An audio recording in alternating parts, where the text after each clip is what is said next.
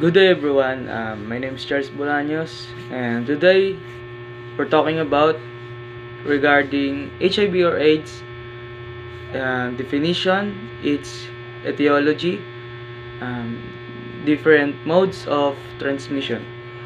So first, let's define what is HIV. So HIV is sexually transmitted infection or STI. It can also be spread by contact with infected blood and from illicit injection, drug use, or sharing needles. It can also be spread from mother to child during pregnancy, childbirth, or breastfeeding without any other medication.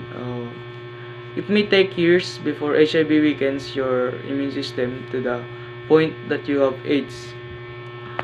So, there's no cure for HIV or AIDS, but medication can control the progression of the disease. Antiviral treatments for HIV have reduced AIDS deaths around the world, and international organizations are working to increase the availability of prevention measures and treatment in resource poor countries. So, what is the symptoms of HIV? The symptoms of HIV and AIDS vary depending on the phase of injection. Primary infection, acute HIV, some people infected by HIV develop a flu-like illness within 2 to 4 weeks after the virus enters the body. This illness, known as primary acute HIV infection, may last for a few weeks. Possible signs and symptoms.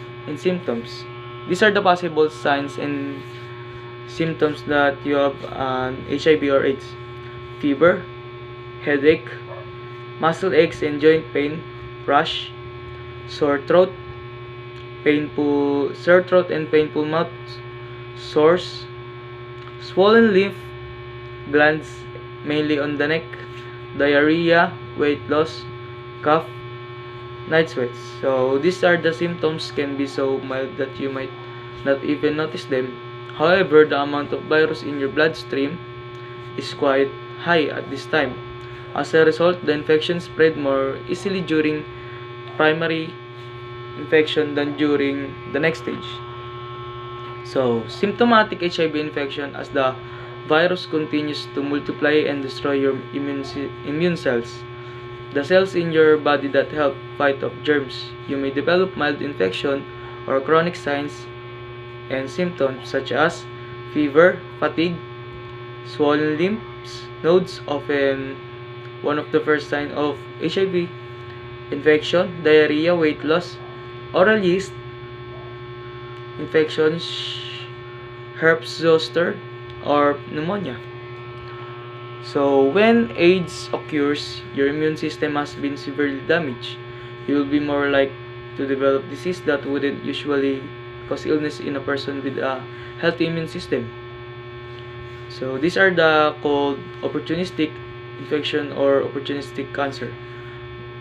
So, these signs and symptoms of some of this infection may include sweat, chill, recurring fever, chronic diarrhea, swollen lymph glands, persistent white spots or unusual lesions on your tongue or in your mouth, persistent unexplained fatigue, weakness, weight loss, skin rash or bumps. So when to see your doctor? If you think you may have been affected with HIV or are at risk of contracting the virus, see a healthcare provider as soon as possible, because the doctor may help you to lessen or to fight the HIV or to clean your body. That's all for today. Thank you.